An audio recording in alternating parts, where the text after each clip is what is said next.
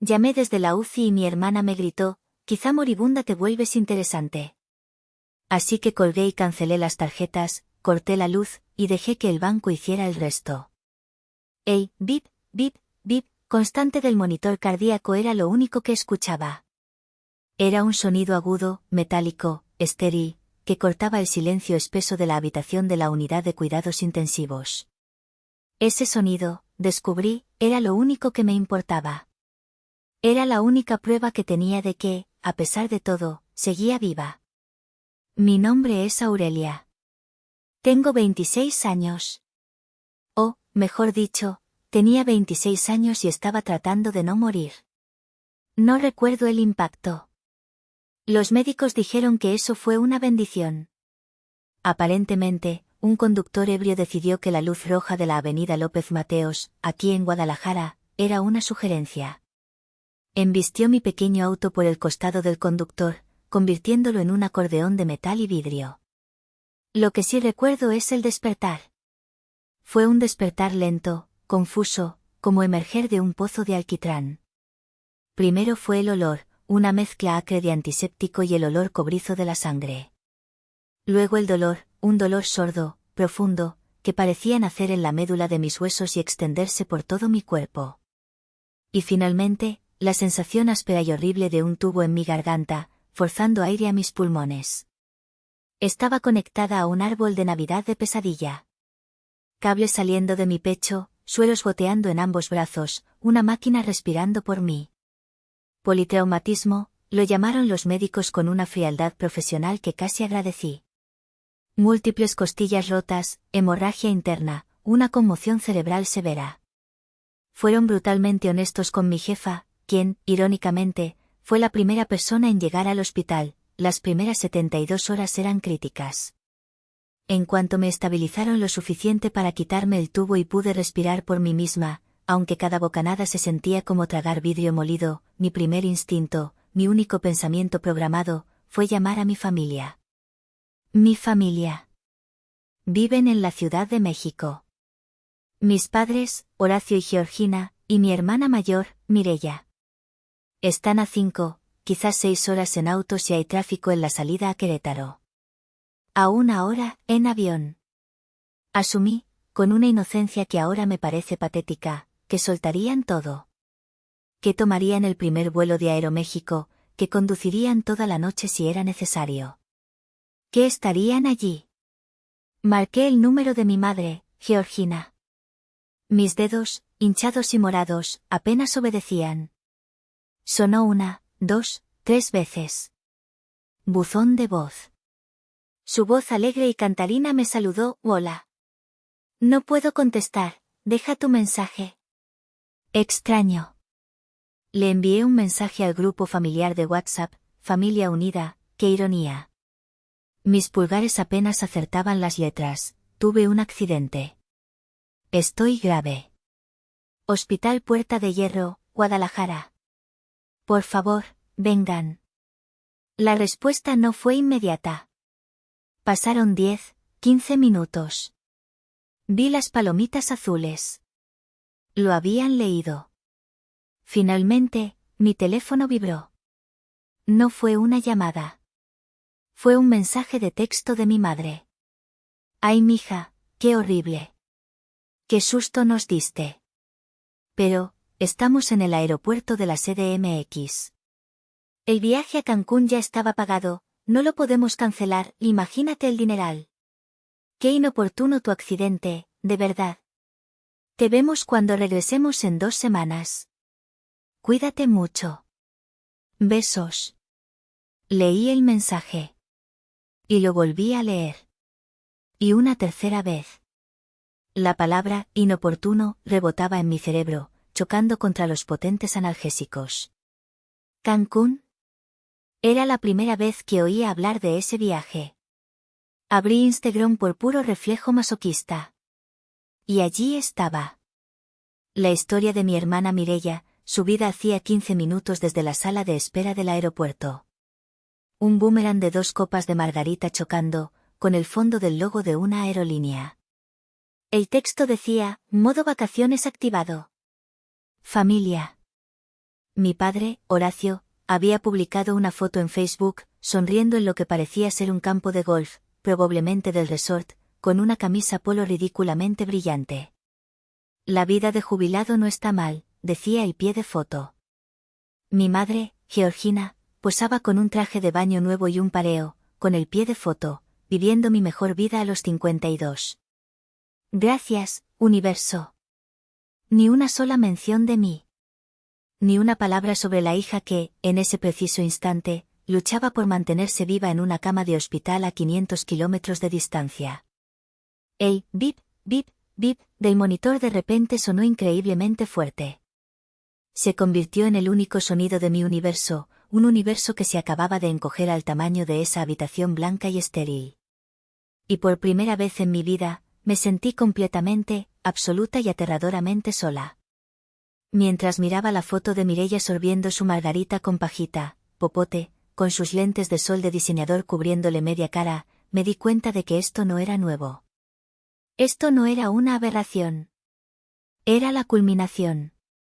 La sensación de ser invisible, de ser un segundo pensamiento, era la historia de mi vida.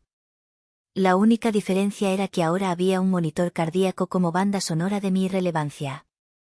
Mi museo del dolor personal estaba lleno de estos recuerdos, de estos agravios silenciosos que había barrido bajo la alfombra durante años. El primer objeto de la colección, una carta de aceptación arrugada. Tenía 17 años. Corrí a casa desde la preparatoria, temblando de emoción. La carta del TEC de Monterrey estaba en mi mano. Beca completa. Ingeniería en sistemas. Era mi boleto de salida, mi futuro, la prueba de que todas esas noches sin dormir habían valido la pena.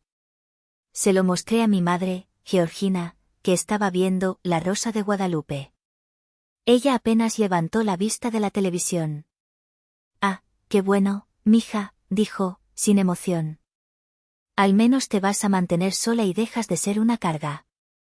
Ahora, cállate, que esta parte es importante. Tengo que llevar a Mireia al centro comercial para comprarle su vestido de graduación. El vestido de Mireia, por supuesto, lo pagué yo con el dinero que había ahorrado de mi primer trabajo de medio tiempo en una cafetería. Mireia, por cierto, había abandonado la universidad comunitaria a la mitad del primer semestre para encontrar su pasión. El segundo objeto, la llamada telefónica de mi primer trabajo real.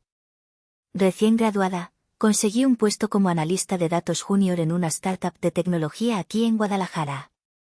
El sueldo era astronómico para nuestros estándares. Llamé a casa para darles la noticia. Esta vez, la reacción de mi madre fue diferente. Lloró. Pero no eran lágrimas de orgullo. Eran lágrimas de alivio. Gracias a Dios, Aurelia, sollozó en el teléfono. Sabía que eras la lista. Tú nos vas a salvar, mija. Tu papá y yo nos hemos sacrificado tanto por ustedes, ya merecemos un descanso. Salvarlos. Descanso. Esas palabras se convirtieron en mi condena. Ahí empezó todo. El descanso de mis padres significó que Horacio, a los 54 años, decidió que su trabajo de contable era demasiado estresante y se jubiló anticipadamente. Georgina, a los 52, declaró que su trabajo de ser madre había terminado. Se convirtieron en mis dependientes financieros de la noche a la mañana, sin siquiera preguntarme. Y yo, cegada por una mezcla tóxica de culpa de sobreviviente, la primera en la familia con un título universitario y un sueldo real, y la desesperada necesidad de su aprobación, acepté. Al principio era solo para la despensa.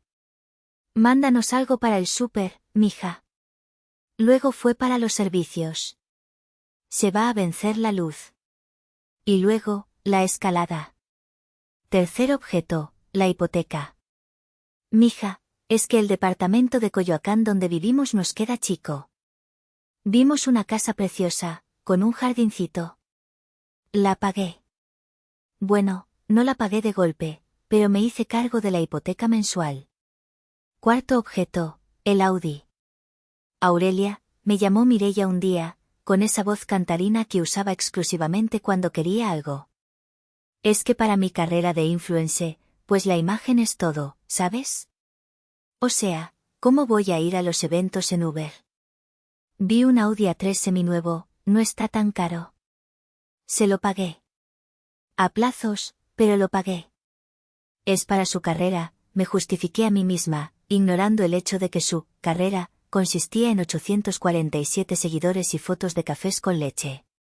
Quinto objeto, y el más humillante, los senos de mi madre. Un día, Georgina me llamó llorando desconsoladamente. No era un familiar muerto. No era una enfermedad. Era porque se sentía vieja. Quería una cirugía plástica. 200.000 pesos mexicanos. 200.000 pesos. Es por mi autoestima, mija, sollozó. Ya no me siento mujer. Se sintió como una extorsión emocional, pero se los transferí. Esa noche, mientras yo comía una sopa instantánea Maruchan en mi pequeño departamento rentado en Guadalajara, Mireia me envió un mensaje. Oye, gracias por las tetas de mi mamá. Se ven increíbles. Aunque, honestamente, tú las necesitabas más. Lástima que ni con cirugía tienes arreglo, ¿verdad? Jaja. Besos. Y ahora, esa misma gente que vivía de mi trabajo, que se burlaba de mí, estaba en Cancún. Tomando el sol. Bebiendo margaritas. Probablemente con la tarjeta American Express Oro que yo pagaba religiosamente cada mes, la misma que tenía 3 adicionales, una para Horacio, una para Georgina y otra para Mireia. El bip, bip, bip, seguía sonando. Cerré los ojos. El dolor físico de mis costillas rotas no era nada, absolutamente nada, comparado con la claridad helada que se estaba asentando en mi pecho. Pasaron 3 días. 72 horas de un infierno borroso. 3 días de morfina que apenas mitigaba el dolor, de médicos y enfermeras entrando y saliendo con caras serias, y de un silencio aterrador en mi teléfono. Silencio de mi familia, claro. Porque mis amigos de Guadalajara, mis compañeros de trabajo de la oficina, e incluso mi jefa, no dejaron de visitarme. Las flores y los globos de «Mejórate pronto» empezaban a amontonarse en un rincón, un testamento silencioso de que, fuera de mi círculo de sangre, yo sí le importaba a la gente. Me trajeron sopas caseras que las enfermeras calentaban, libros de misterio, revistas de chismes. ¿Dónde está tu familia, Aurelia?, me preguntó mi jefa, Elena, una mujer fuerte que no se andaba con rodeos, mientras me pasaba una bolsa con chocolates. Su voz no era acusadora, era de genuina preocupación. Están, de viaje. Incomunicados, mentí, y el sabor de la mentira fue amargo. Qué raro, dijo ella, frunciendo el ceño. Bueno, cualquier cosa que necesites, no dudes en llamarme. El proyecto puede esperar. Tú, no. En el tercer día, el médico cirujano entró con una expresión que no me gustó nada. Llevaba una tablet en la mano. Aurelia, buenos días. ¿Cómo te sientes? Como si me hubiera atropellado un camión, respondí con voz ronca. Él sonrió sin ganas. Bueno, casi. Mira, las tomografías más recientes no nos gustan. La inflamación por la hemorragia interna no está cediendo como quisiéramos. Detectamos una complicación en el bazo. Hizo una pausa. Vamos a necesitar programar otra cirugía. Mañana por la mañana, a primera hora. Cirugía. Otra vez. El pánico, que había mantenido a raya con los analgésicos y la negación, me golpeó con la fuerza de un puñetazo en el esternón. Frío, paralizante, me robaba el poco aire que mis costillas rotas me permitían. La primera vez estaba demasiado en shock para tener miedo. Esta vez, estaba consciente. Esta vez, estaba aterrada. Y estaba sola. Temblorosa, con lágrimas de pánico quemándome los ojos, tomé el teléfono. Necesitaba, no sé qué necesitaba. ¿Consuelo? ¿Una mentira piadosa? Solo necesitaba a mi madre. Necesitaba que alguien me dijera que todo estaría bien, aunque fuera mentira. Mandé un último y desesperado mensaje al grupo familiar: estoy estable pero débil. Los médicos dicen que estaré aquí al menos una semana más. Acaban de decirme que me van a operar otra vez mañana. Tengo mucho miedo.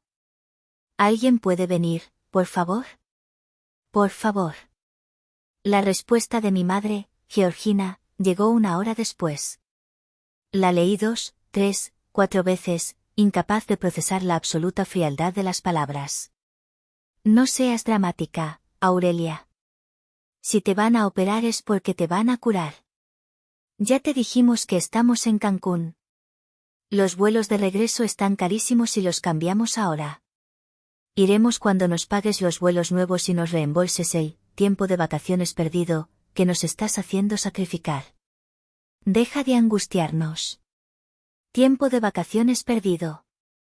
Deja de angustiarnos. Estaba aturdida. Pero aún quedaba un golpe más. Desesperada, con la lógica abandonándome, marqué el número de Mireia. Quizás ella, de hermana a hermana. Contestó al tercer tono. El sonido de fondo era ensordecedor, música electrónica, el murmullo de una multitud, el sonido de las olas rompiendo. Estaba en un club de playa. Obviamente. Bueno, gritó por encima de la música. Su voz sonaba molesta, irritada. Mireia, mi voz se rompió, era un susurro patético. Mireia, por favor, diles a mamá y a papá que vengan, me van a operar otra vez, tengo miedo, mire. Su respuesta no fue un susurro. No fue una burla. Fue un grito. Un grito agudo, lleno de ira, alcohol y un fastidio que me heló la sangre. ¡Ay, ya cállate!, me espetó. El veneno en su voz me hizo retroceder físicamente en la cama de hospital. ¿Por qué siempre tienes que arruinar todo? Estamos de vacaciones. La estamos pasando increíble y tú solo sabes molestar. Deja de hacer drama. Hice una pausa, tratando de respirar. Pero, casi me muero. Pues, casi, no es suficiente, gritó ella. Y entonces, la frase que lo cambió todo. La frase que se convirtió en mi nuevo norte. Quícese moribunda te vuelves interesante. Tut, tut, tut. Me colgó. El silencio que siguió fue absoluto.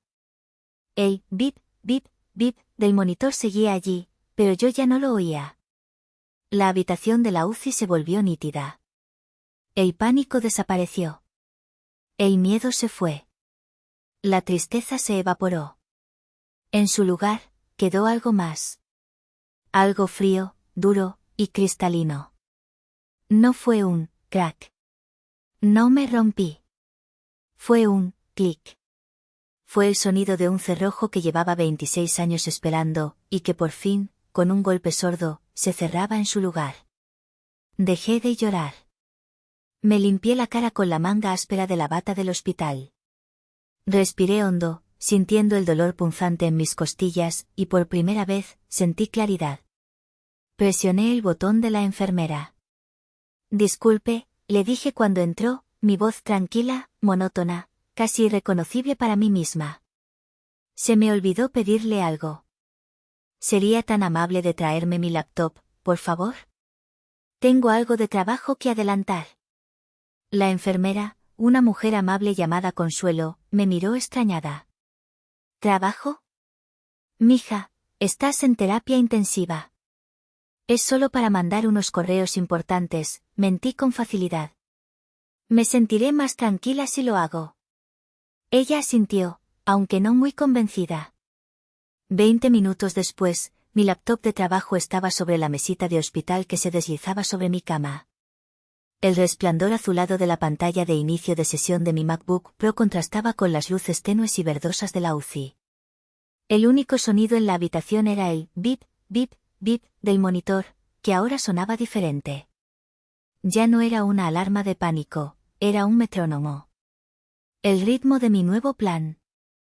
Los siguientes 3 días en el hospital, mientras me recuperaba de la segunda cirugía, que fue un éxito, no gracias a sus plegarias, me dieron mucho tiempo. Y yo tenía un plan. Ya no era Aurelia la hija, ni Aurelia la hermana suplicante. Era Aurelia, la científica de datos senior. Y si algo sabía hacer mejor que nadie, era analizar sistemas complejos, identificar sus puntos débiles y optimizar los resultados. El sistema familiar SADCB era un sistema terriblemente diseñado. Era ineficiente, parasitario y tenía un solo punto de soporte que, además, era el único punto de ingreso. Y yo estaba a punto de renunciar. Mi voz era tranquila, metódica. Estaba operando con una frialdad que me sorprendió a mí misma. No estaba emocional. Estaba quirúrgica. Lo primero era el dinero líquido. El flujo de efectivo. Abrí la aplicación de mi banco, BBVA. La abrí con mi reconocimiento facial. La aplicación me saludó con un «Hola, Aurelia». Sonreí ligeramente. Hacía mucho tiempo que nadie me saludaba con tanta normalidad. Entré a la sección de transferencias programadas. Ahí estaban mis cadenas, perfectamente alineadas para el día 15. Transferencia, hipoteca Coyoacán, $35,000 MXN. Me desplacé hacia abajo con el dedo. Cancelar. ¿Estás segura de que deseas cancelar esta transferencia programada? Confirmar. Transferencia, pago Audi A3 Mireia, $9,500 MXN. Cancelar. Confirmar. Transferencia, Mesada Papás, Horacio y Georgina, $20,000 MXN. Cancelar. Confirmar. Uno por uno, los eslabones de la cadena cayeron en un silencio digital. Sentí una pequeña oleada de satisfacción, un calor que no venía de la morfina. Pero esto era solo el comienzo. El dinero automático era una cosa, las herramientas que les permitían gastar mi dinero eran otra. Lo siguiente, American Express. Marqué el número de servicio al cliente que venía en la parte trasera de mi propia tarjeta, la única que usaba y pagaba puntualmente. Tuve que navegar por un menú automatizado, presionar 2 para español y luego 4 para hablar con un representante. Una melodía de Vivaldi me acompañó durante 3 minutos. American Express, buenas tardes, le atiende Carlos. ¿En qué puedo ayudarle? Buenas tardes, Carlos, dije, mi voz sonando profesional y clara. Habla Aurelia. Soy la titular de la cuenta terminación 1005. Sí, señorita Aurelia, un placer atenderla. ¿En qué podemos ayudarla? Quiero reportar la cancelación inmediata y permanente de todas las tarjetas adicionales asociadas a mi cuenta. Hubo una pausa. Podía oír el tecleo de Carlos al otro lado. ¿Algún motivo en particular, señorita? ¿Robo, extravío? ¿Podemos bloquearlas temporalmente? No, Carlos, lo interrumpí con firmeza, pero con educación. No es temporal. Es una decisión personal. Quiero que las bloqueen ahora mismo, permanentemente, mientras estoy en la línea. Las tarjetas a nombre de Horacio, Georgina y Mireia. Otra pausa. Entendido, señorita. Un momento, por favor. Listo, señorita Aurelia. Las 3 tarjetas adicionales han sido bloqueadas permanentemente. Ya no tienen ningún valor ni podrán ser reactivadas. ¿Algo más en lo que pueda ayudarla? No, Carlos, dije. Eso es todo por ahora. Muchas gracias por su eficiencia. Colgué. Imaginé la escena. Mi madre, Georgina, en la boutique de lujo del resort en Cancún, intentando comprar otro bolso. Fondos insuficientes, diría la terminal. Debe ser un error de su máquina, diría ella, altanera. Imaginé a Mireia tratando de pagar la cuenta de 2.000 pesos de mimosas en el club de playa. Rechazada. Imaginé su frustración, su confusión, su ira. Me acomodé en la almohada, sintiendo un dolor agudo en el costado por la cirugía. Ignoré el dolor físico. La verdad era que, por primera vez en mi vida, estaba empezando a sentirme mejor. El bip, bip, bip del monitor sonaba ahora casi como un aplauso rítmico. Pero aún no había terminado. Oh no. Esto era solo la superficie. Ellos habían construido su castillo de lujo sobre mi espalda. Yo no solo iba a dejar de cargarlo. Iba a asegurarme de quitar los cimientos. Y los cimientos, en México, tenían un nombre muy específico y legal. Cancelar las tarjetas y las transferencias era fácil. Era control de daños inmediato. Era cortar la manguera contra incendios que escupía mi dinero. Pero la verdadera estructura de mi esclavitud financiera era mucho más profunda, estaba firmada con tinta azul ante notario y tenía un nombre que, para cualquier mexicano, provoca escalofríos: el aval. Mientras la morfina de la segunda cirugía mantenía a raya el dolor agudo de mis costillas, hice la siguiente llamada. Era la más importante.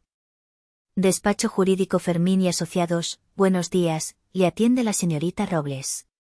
Hola, señorita Robles. Habla Aurelia. ¿Me puede comunicar con el licenciado Fermín, por favor? Es urgente. Soy cliente. El licenciado Fermín era mi abogado. Un hombre mayor, serio, increíblemente inteligente, que me había ayudado a redactar mi testamento y un poder notarial general hacía un año. Irónicamente, en ese testamento, mi familia lo heredaba todo, en partes iguales. Y el poder notarial se lo daba a mis padres, Horacio y Georgina, en caso de emergencia médica. ¡Qué ingenua había sido! Aurelia. ¡Qué sorpresa!, dijo la voz grave de Fermín al tomar la llamada. ¿En qué puedo servirte? ¿Todo bien por Guadalajara? Mi voz no tembló. No estaba triste. No estaba en pánico. Estaba concentrada. Licenciado, dije, y mi voz sonaba tan tranquila que me asustó a mí misma. Estoy en el hospital. Tuve un accidente grave. Estoy en terapia intensiva. Dios mío. Aurelia, exclamó, su tono profesional desapareciendo al instante. ¿Estás bien? ¿Qué pasó? ¿Tus padres ya van en camino? ¿Necesitan que gestione algo con el poder que firmamos? Ese es el motivo de mi llamada, licenciado, dije. Necesito revocar ese poder notarial general. Inmediatamente. Hoy mismo si es posible. Hubo un silencio al otro lado de la línea. Un silencio largo, pesado, cargado de preguntas. Aurelia, eso es, un movimiento muy serio, dijo finalmente, eligiendo sus palabras. Usted me dijo que era para emergencias médicas, como esta. ¿Está usted en problemas? ¿Sus padres están abusando del poder? No, respondí con una risa seca que me dolió en las costillas. Ese es el problema, licenciado. No están abusando de él porque no están aquí. Están de vacaciones en Cancún. Otro silencio. Aurelia, por favor, explíqueme. Mis padres, dije, decidieron que su viaje prepagado a Cancún era más importante que su hija en la UCI. Se negaron a venir a menos que les pagara los vuelos nuevos y les reembolsara el tiempo de vacaciones perdido. No puede ser, murmuró él. Oh, sí puede ser. Le voy a leer un mensaje, licenciado. Le leí el texto de mi madre. El de, no seas dramática. Y ahora, continué, le voy a contar lo que mi hermana Mireia me gritó por teléfono hace una hora, cuando le llamé suplicando que vinieran. Le conté el grito de Mireia.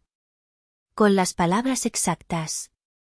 Quizás moribunda te vuelves interesante.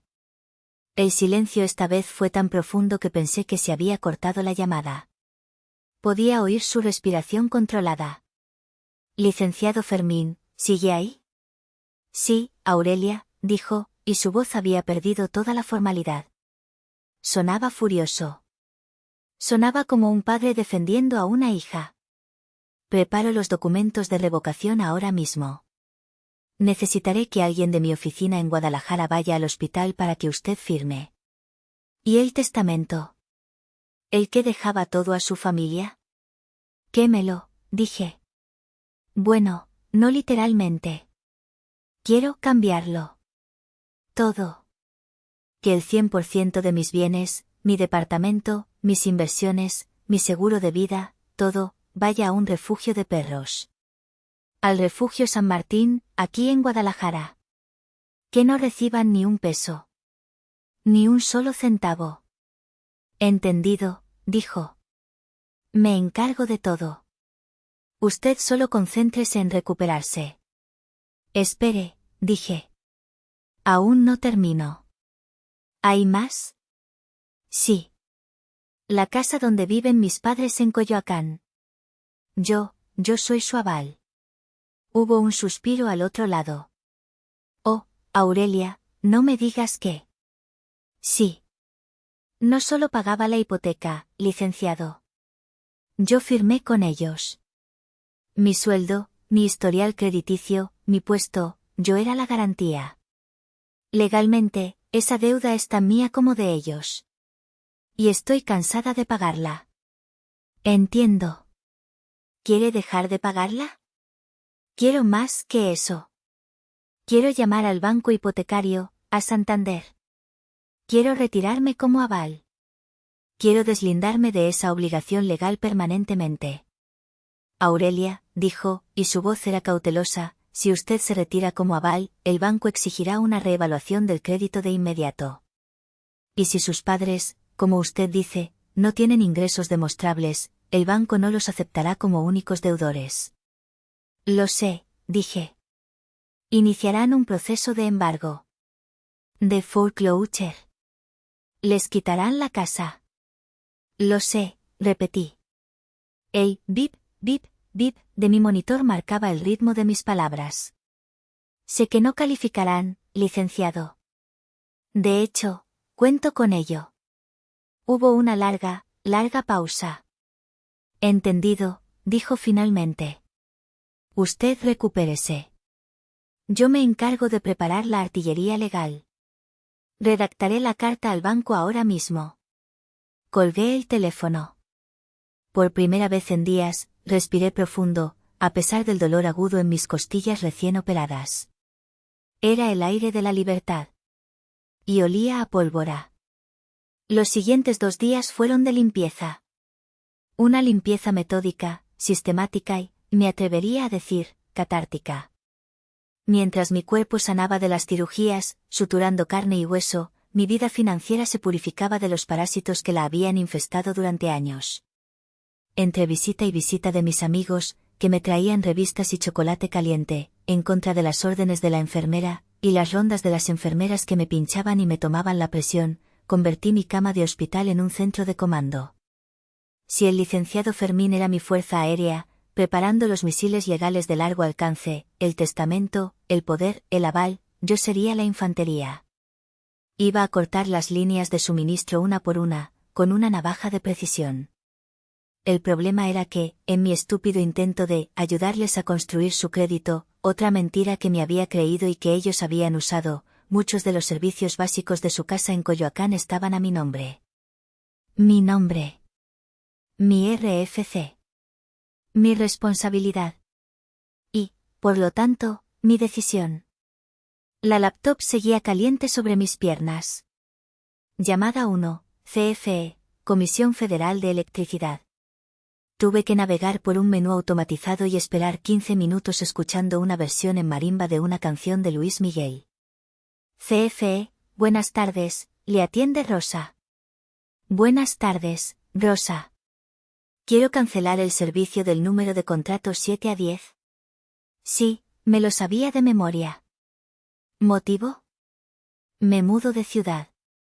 Bueno, no era del todo mentira. Emocionalmente, me estaba mudando a otro planeta, uno donde yo importaba.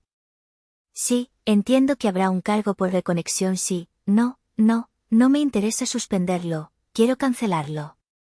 Gracias. Llamada 2, SACMEX, Sistema de Aguas de la Ciudad de México. Misma historia. Menos tiempo de espera. Quiero dar de baja el contrato. Llamada 3, Telmex, Internet y línea fija. Este fue un poco más difícil. El operador intentó venderme un paquete más rápido, uno más barato, uno con Netflix incluido. No, gracias, no quiero un paquete nuevo. Pero, ¿por qué cancelar? Es la mejor conexión de fibra óptica.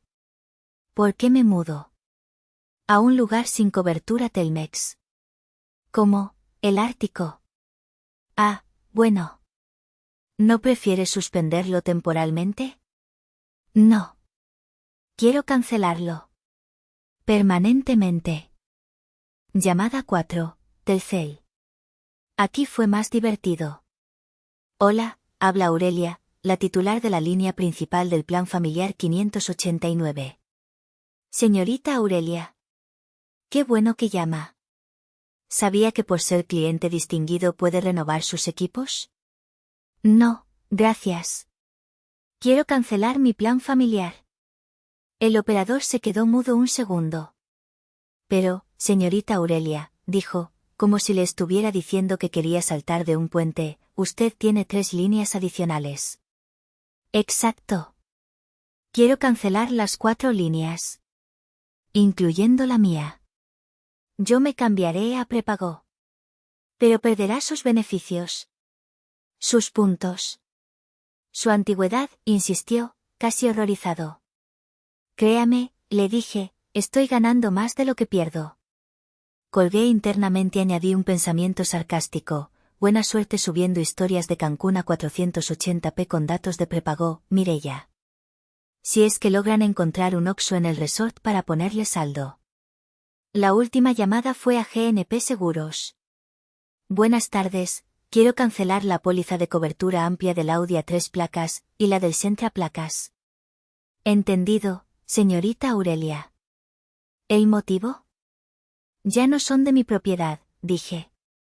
Y era la verdad más profunda que había dicho en años. Nunca lo habían sido, pero ahora lo aceptaba. Para el final del día, la red de seguridad, el cómodo colchón que yo había tejido meticulosamente durante años para protegerlos de la dura realidad, estaba completamente desmantelado. Hilo por hilo. Mientras tanto, en el mundo paralelo de Instagram, las fotos seguían. Mireia acababa de publicar un vídeo corto brindando en un yate. Salud por la buena vida, decía el texto. Mi madre había subido una foto de sus pies bronceados en la arena blanca, con el título, Paz. Finalmente. La que me merezco. Paz. Cerré la laptop. Apagué el teléfono.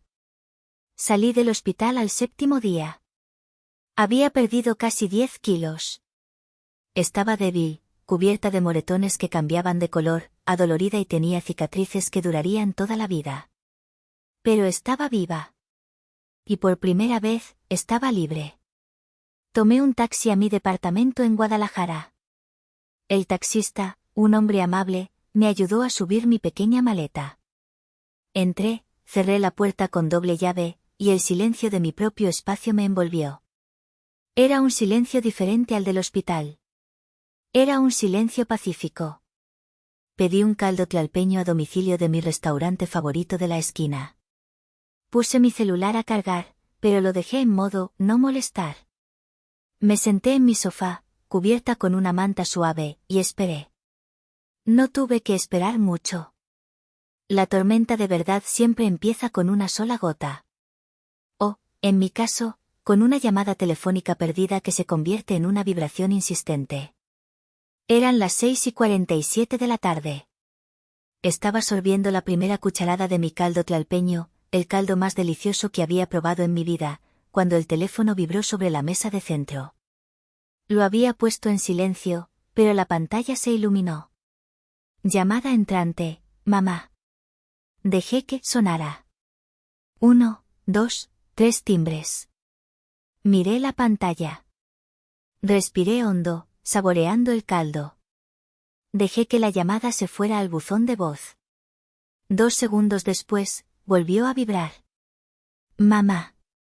Dejé que se fuera al buzón. Inmediatamente, vibró de nuevo. Mamá. Esta mujer era insistente. Desactivé el silencio. Deslicé el dedo para contestar. Puse el altavoz. Bueno, dije, mi voz tranquila, mientras tomaba otra cucharada de caldo. Aurelia, gritó mi madre, Georgina. No era un saludo. Era una acusación. El pánico en su voz era tan espeso que casi podía saborearlo. Aurelia, la tarjeta no pasa. ¿Qué tarjeta, mamá? Habla más despacio, no te entiendo. Pues ¿cuál va a ser? La American Express, gritó, y podía oír el murmullo de un restaurante caro de fondo. Estamos en el Harris. La cuenta es de 8.000 pesos. Y no pasó. ¡Qué vergüenza, Aurelia! Todo el mundo nos está viendo. El mesero la pasó 3 veces. Ah, claro. La vergüenza. El crimen capital para mi madre no era que su hija estuviera en la UCI, sino que la tarjeta fuera rechazada en un restaurante de lujo. Qué raro, dije, fingiendo una confusión que no sentía. ¿Ya llamaste al banco? A lo mejor es un bloqueo de seguridad por estar en Cancún. Claro que ya llamé, gritó. Me dicen que la cuenta fue cerrada. Cerrada, Aurelia. Y que las adicionales fueron bloqueadas permanentemente. ¿Fuiste tú? Pues sí, mamá, claro que fui yo, respondí, tomando otra cucharada de caldo. Estaba delicioso. La reporté como robada cuando estaba en la UCI y tú publicabas fotos en bikini. Creí que alguien se la había robado y la estaba usando para irse de vacaciones de lujo. ¿Qué cosas? No. ¡Qué coincidencia! Hubo un silencio de impacto al otro lado. Podía oír su respiración agitada, casi hiperventilando. Podía oír a mi padre, Horacio, de fondo, diciendo, ¿qué pasa? ¿Qué te dijo? Tienes que reactivarla ahora mismo, exigió, su voz bajando a un siseo venenoso. No sé qué juego estúpido estás jugando, pero estamos atorados en Cancún. No tenemos cómo pagar el hotel. Ni cómo regresar. El vuelo de regreso no es hasta en una semana. Ah, dije. Eso sí es un problema. Qué lástima. Pero yo creí que ustedes habían pagado el viaje. Así decía tu mensaje, ¿no? Ya estaba pagado. Aurelia, no estoy jugando. ¿Nos vas a dejar aquí? Varados. Exacto, dije. Y colgué. Mi corazón latía con fuerza, pero no era miedo. Era adrenalina pura. Era la sensación de poder. 10 minutos después, mientras lavaba mi plato, el teléfono sonó de nuevo. No era mi madre. La pantalla decía, Mireia. Contesté al primer tono. Esta vez no puse el altavoz. Quería escucharla de cerca. Pinche loca. Estás demente, fue su saludo. Los gritos de fondo del club de playa habían sido reemplazados por sus propios gritos histéricos. ¿Qué mierda te pasa? Acabas de humillar a mis padres. Nos dejaste varadas. El hotel nos va a sacar si no pagamos otra noche. Hola, Mireia, dije, con voz monótona. Qué interesante. Qué bueno que tienes tanta energía para gritar. ¿Por qué no usas esa energía para buscar un trabajo? ¿Qué te calles? ¿Qué te hicimos? ¿Qué me hicieron? ¿En serio? Déjame pensar. Ah, sí. Me abandonaron en la UCI y me gritaron que ojalá me muriera para volverme interesante. Eso hicieron. Estaba borracha. No sabía lo que decía. Qué conveniente. Bueno, yo estoy sobria, recién operada y sé exactamente lo que estoy haciendo. Eres una psicópata. ¿Estás enferma? No, Mireia. Estaba enferma. Ahora, estoy curada. Por cierto, ¿por qué no le pides a tu ligue del yate que pague la cuenta del hotel? Parecía muy generoso en tus historias. Te odio. Te odio, gritó tan fuerte que tuve que alejar el teléfono de mi oído. El sentimiento no es mutuo, Mireia, dije con calma. Yo no te odio. Yo, simple y sencillamente, ya no te siento. Resuélvanlo. Pero... Colgué. Apagué el teléfono. Lo apagué por completo. Saqué el chip y lo puse sobre la mesa. Terminé de lavar mi plato. Me tomé mis analgésicos. Me preparé un té de manzanilla. Y esa noche, por primera vez en 7 días, dormí profundamente, sin pesadillas. De alguna manera, lograron volver. Me enteré después, mucho después, por mi tía Pilar. La historia era tan patética que casi daba risa. Mireia tuvo que pedirle dinero prestado al ligue del yate. Un tipo casado de Monterrey que, aparentemente, no estaba nada feliz de que la diversión de Cancún lo siguiera a su vida real con una solicitud de transferencia bancaria. Le mandó el dinero, pero no sin antes mandarla al diablo. Mis padres tuvieron que usar una vieja tarjeta de crédito departamental de Liverpool que tenían guardada, una con un límite ridículo y tasas de interés usureras, para comprar 3 vuelos de última hora en Viva Aerobús, con escalas y sin derecho a equipaje. Llegaron a la CDMX 2 días después, humillados, furiosos y, por primera vez, sin dinero. No me importó cómo volvieron. Solo me importó que el verdadero espectáculo estaba por comenzar. Estaba en mi segunda semana de recuperación en casa. Ya podía sentarme en mi silla de oficina por periodos más largos, así que estaba trabajando remotamente desde mi laptop. Mi teléfono estaba encendido de nuevo, pero con sus números bloqueados. Sin embargo, olvidé bloquear el teléfono de la casa. Sonó a las 7 de la mañana. Nadie llama a un teléfono fijo a esa hora a menos que sea una emergencia. Bueno, contesté, adormilada. Aurelia, gritó mi madre. Ni siquiera reconoció que era un milagro que yo tuviera un teléfono fijo. No hay luz. Ah. Habían llegado. ¿Cómo dices, mamá? ¿No hay luz? Qué raro, aquí en Guadalajara todo funciona. En la casa, idiota. En nuestra casa. La CFE nos cortó la luz. Y no hay agua caliente. Ni internet. ¿Qué hiciste? Buenos días, mamá. Qué gusto oír tu voz, yo también estoy bien, gracias por preguntar. La recuperación va lenta, dije con un sarcasmo dulce. Yo no hice nada. Simplemente cancelé los servicios que estaban a mi nombre. Soy una adulta responsable, ¿sabes? No puedo tener servicios a mi nombre en una casa donde no vivo. Es un riesgo fiscal. Pero vivimos nosotros, chilló. Exacto. Son adultos. Y los adultos, cuando viven en una casa, van a la CFE y a Sacmex y a Telmex y contratan sus propios servicios. A su nombre. ¿Con qué dinero?, gritó, y su voz se rompió con un toque de histeria real. Cancelaste todo. Las tarjetas. Las transferencias. El banco está vacío. Pues entonces, dije, estirándome en mi silla de oficina, supongo que tendrán que encontrar una forma de generar ingresos. Hay una cosa loca que la gente hace, se llama trabajo. Búscalo en Google. Ah, no, espera, no tienes internet. Qué lástima. Adiós. Colgué. Ese día fue silencioso. Me imagino que fue un día de pánico, de llamadas al banco, de darse cuenta de que la situación era mucho peor de lo que imaginaban. El verdadero pánico llegó 3 días después. Mi celular vibró. Un mensaje de texto de un número desconocido.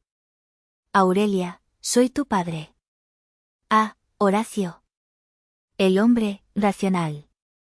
El hombre silencioso que dejaba que las mujeres de su casa hicieran el trabajo sucio.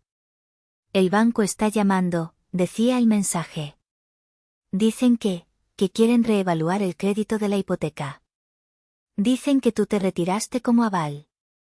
¿Qué significa eso, Aurelia? No respondí. 5 minutos después, otro mensaje. Aurelia, contéstame. El ejecutivo del banco suena muy serio. Dice que si no presentamos comprobantes de ingresos equivalentes a los tuyos, van a iniciar un proceso de embargo. No respondí. 10 minutos después, una llamada del mismo número. Contesté. Aurelia, por el amor de Dios, contesta, era la voz de mi padre, pero no era racional. Era la voz de un hombre aterrorizado. El banco nos va a quitar la casa. Sí, dije. Eso parece. Se llama, consecuencias. No puedes hacernos esto. Es nuestra casa. He vivido aquí 20 años. Es la casa que yo pagaba. Es la casa de la que yo era aval. Y ya no más. Resuélvanlo. Aurelia. Colgué y bloqueé ese número también. Ahí fue cuando las súplicas, las de verdad, las humillantes, comenzaron. El velo de la ira y la arrogancia se cayó, y lo que quedó debajo fue feo, patético y desesperado. La primera en llegar fue Mireia. No sé cómo consiguió mi dirección, pero una tarde, el guardia del intercomunicador de mi edificio me llamó. Señorita Aurelia, hay una mujer aquí abajo que dice ser su hermana. Se llama Mireia. Se ve, alterada. No la deje subir, dije. 10 minutos después, mi celular, que ella no tenía bloqueado, sonó. Era ella. Aurelia, abre, gritaba desde la calle. Por favor, tienes que ayudarnos. Bajé por pura molestia, para que dejara de hacer un escándalo. La vi a través de la reja de seguridad del edificio. Estaba, deshecha. El maquillaje corrido, el pelo sucio, la ropa que seguramente había usado para el viaje en autobús desde CDMX. La influencer se veía terrible. Aurelia lloró en cuanto me vio. Hermanita, por favor, perdóname. Tienes que ayudarnos. El banco dice que nos quitarán la casa en 30 días. La miré a través de los barrotes de la reja. Mireia. Mi hermana mayor. La niña dorada. La que siempre conseguía lo que quería con una sonrisa bonita o un berrinche bien actuado. La que me había llamado fea y aburrida toda mi vida. Ahora estaba aquí, llorando mocos y rímel en la puerta de mi elegante edificio en Guadalajara. El contraste era casi poético. Aurelia, por favor, sollozó, agarrando los barrotes. Estaba borracha en Cancún. Estaba estresada por el viaje. No lo decía en serio, te lo juro. Te quiero, hermanita. Siempre te he querido. ¿En serio?, dije, mi voz tranquila. No estaba gritando. No estaba enojada. Estaba vacía. ¿No decías que en serio, Mireia? La parte de, deja de hacer drama, o la parte de, quizás moribunda te vuelves interesante. Ella se estremeció, como si la hubiera abofeteado. Era una broma, chilló. ¿Sabes cómo soy? Era una broma de mal gusto, lo admito. Pero una broma. No puedes dejarnos en la calle, sin casa, por una estúpida broma. No, dije, y di un paso atrás de la reja, alejándome de ella. No te estoy dejando en la calle por una broma. Te estoy dejando en la calle por ser quien eres. Por ser una persona cruel, egoísta y vacía que me gritó que me muriera. Pero soy tu hermana. La sangre no te da derecho a abusar de mí, dije. Me di la vuelta. Lárgate de mi propiedad. Aurelia, no. Espera. Eres una perra fría. Te vas a arrepentir. Subí el elevador sin mirar atrás, sus gritos resonando en el lobby de mármol. El guardia de seguridad me miró con lástima. Le asentí con la cabeza. La siguiente fue mi madre, Georgina. Ella usó el teléfono. Y usó el arma más poderosa de su arsenal, la culpa. Hija, empezó, su voz sonaba débil y temblorosa. Era su voz de mártir, la que usaba cuando quería algo caro. Yo sé que te fallamos. Yo no sé qué me pasó. Estaba tan asustada. ¿Asustada?, pregunté, revisando un correo del trabajo. Sí, mija. Asustada de perderte. Tan asustada que, no podía enfrentar la realidad. Por eso me fui a Cancún. Para tratar de ser fuerte. Para huir de mi propio dolor. Casi me río. El guión de telenovela era de primera. ¿Qué argumento tan ridículo, mamá? Estabas asustada y por eso te fuiste a un club de playa a tomar daiquiris. No es ridículo, dijo, su voz subiendo de tono, perdiendo el papel de víctima. Y las fotos eran para mantenerme positiva. Para no pensar en lo peor. Tú no entiendes el estrés que manejamos. ¿Estrés?, pregunté, ahora sí riendo. El estrés de elegir entre la alberca o el mar. ¿El estrés de no saber qué bikini ponerte? ¿Sabes qué es estrés, mamá? Estrés es que un médico te diga que necesita operarte de emergencia y que no sabes si vas a despertar. Y que tu familia te diga que eres una dramática y te grite que te mueras. Se quedó callada. Publicaste 47 fotos y vídeos en 2 semanas, mamá. 47, incluyendo el vídeo de la competencia de vientre plano en la alberca del hotel. ¿Eso era para no pensar en lo peor? Tú, ¿cómo sabes? Fuera, le dije. ¿Qué? Fuera. De mi vida. Adiós. Y colgué. Finalmente, fue el turno de mi padre. Horacio. El hombre racional. El hombre que había permitido todo esto con su silencio cómplice. Él no suplicó ni lloró. Él trató de razonar. Aurelia, escúchame con atención, dijo, su voz era seria. Había conseguido otro número. Ya hablé con el banco. La situación es crítica. El embargo es inminente. Si perdemos esta casa, lo perderemos todo. Nuestro historial crediticio quedará arruinado. Quedaremos en bancarrota. No puedes hacernos esto. Soy tu padre. Te di la vida. No, Horacio, dije. Tú y mi madre me concibieron. Yo me he dado la vida. Yo pagué por mi educación. Yo pago por mi departamento. Yo pagué por la casa que estás a punto de perder. Tú no me diste nada más que tu genética. Pero somos familia, gritó, su última y patética línea de defensa. La familia se apoya. Exacto, dije. Y mi familia habría estado conmigo en el hospital. Mi familia no se habría ido de vacaciones mientras yo estaba en la UCI. Mi familia no me habría extorsionado por los boletos de avión. Y mi familia, Horacio, nunca me habría gritado que me muriera para ser interesante. Ustedes no son mi familia, dije, y esta vez, lo sentí en lo más profundo de mi ser. Son solo personas que solía mantener. Colgué. Y por primera vez, bloqueé sus números. A los 3. De todos lados. WhatsApp, llamadas, mensajes. Fue un silencio hermoso. La casa de Coyoacán se perdió. El banco la embargó en tiempo récord.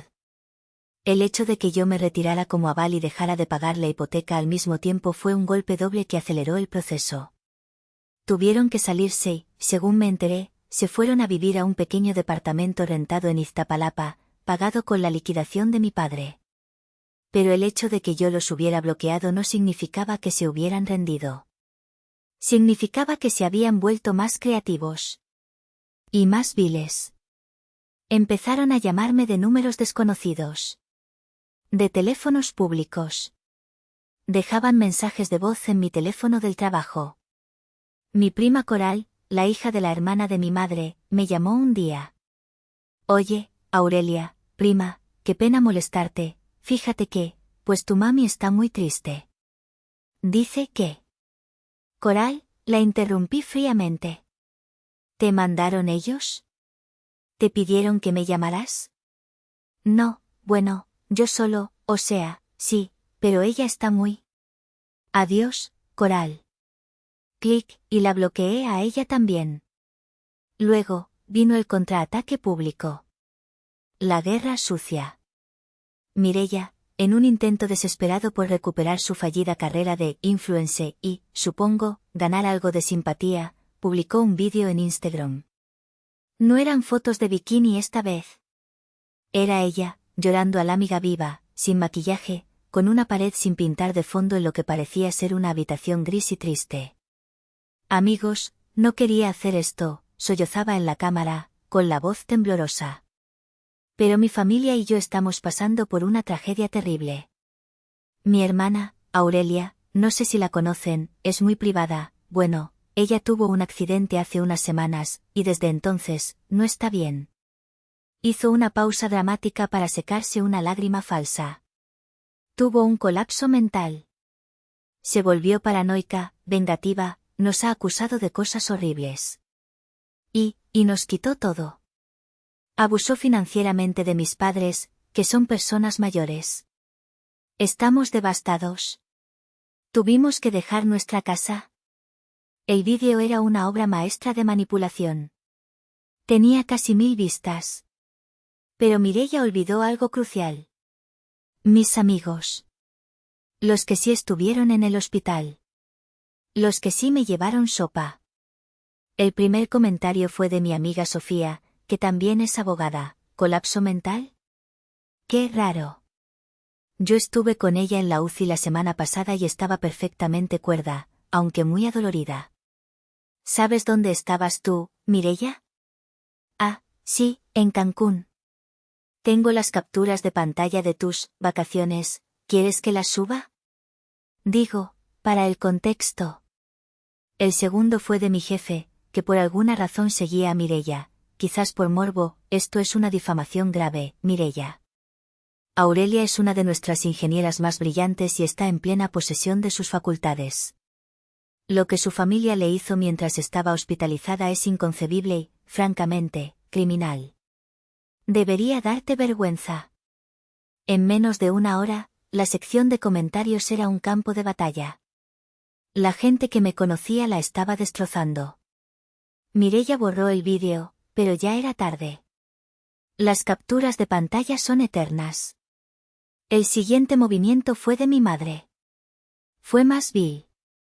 Una mañana, recibí una llamada de un número del gobierno. Era del DIF, la Oficina de Protección al Adulto Mayor de la Ciudad de México. Señorita Aurelia, dijo una voz burocrática. Hablamos porque recibimos una denuncia anónima por abuso financiero y despojo, en contra de sus padres, los señores Horacio y Georgina. Mi sangre hirvió, pero mantuve la calma.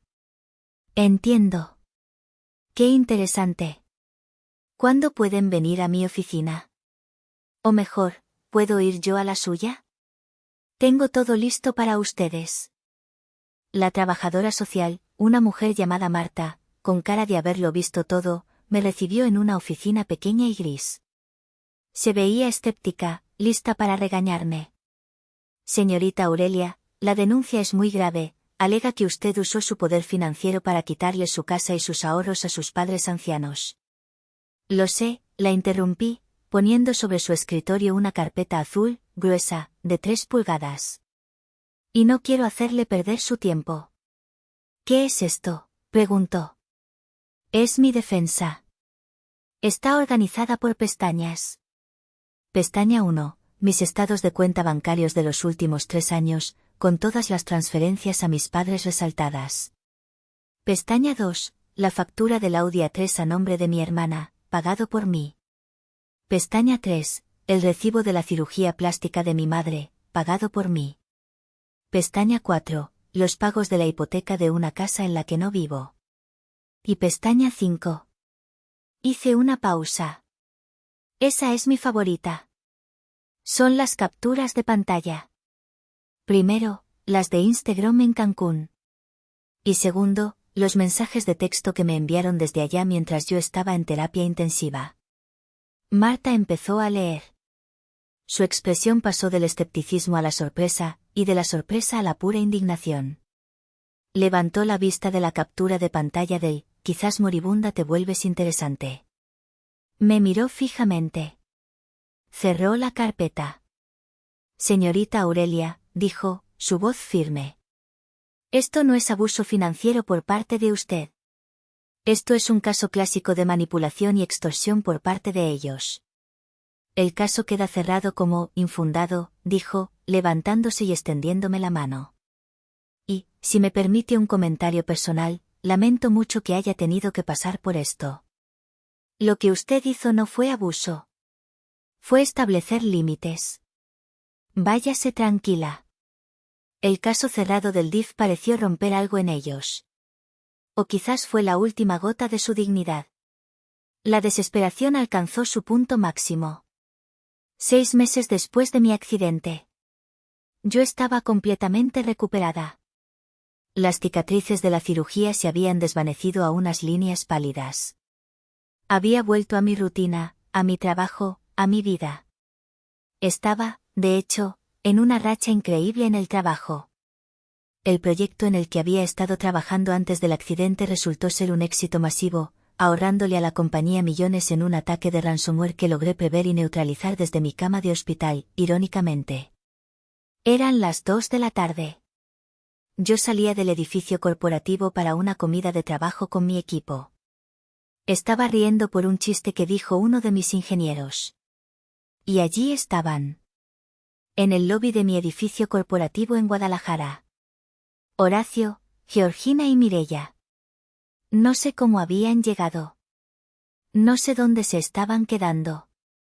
Se veían mal. Desgastados, mucho más viejos, mal vestidos. La arrogancia de Cancún había sido reemplazada por una mirada de desesperación que casi, me dio lástima. Casi. Aurelia, gritó mi padre, Horacio, corriendo hacia mí en cuanto me vio salir del elevador.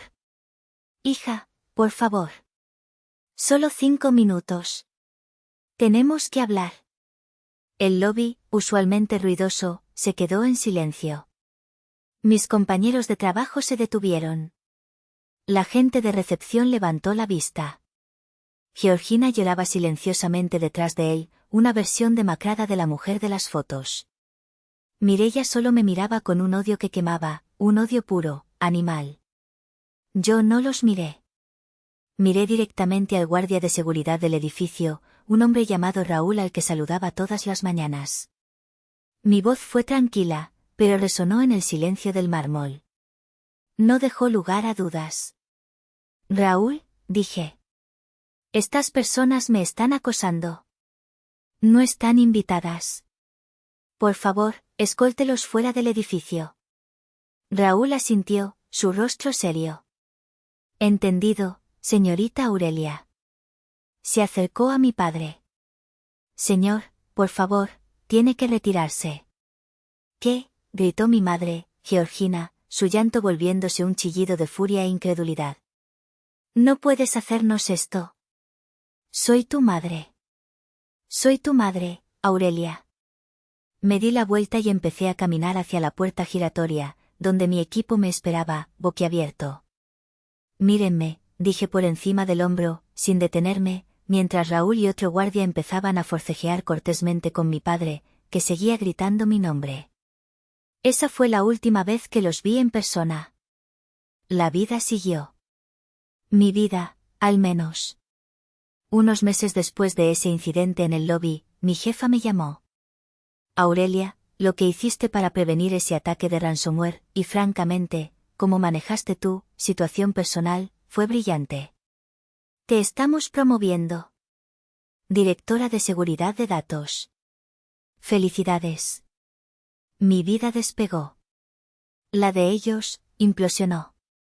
Mi tía Pilar, mi única aliada, mi único vínculo con ese pasado, me llamó unos meses después. Me dio el epílogo. Mija, no sé si quieras saberlo, dijo, su voz teñida de tristeza. Dime, tía. Estoy lista. Horacio, dijo, está trabajando de empacador en un Home Depot. Le pagan el mínimo. Georgina, está en un call center, vendiendo seguros. La despiden mucho porque le grita a los clientes. Hice una pausa. ¿Y Mireia? Ah, Mireia. Suspiró. El Audi fue embargado, claro. La corrieron del departamento donde vivía porque no pagó la renta. Está trabajando de cajera en un Oxxo, en el turno de noche. No sentí alegría. No sentí satisfacción. Sentí, nada. Eran extraños. Eran personajes de un libro que había terminado de leer hacía mucho tiempo. La venganza, descubrí, no es un plato que se sirve frío.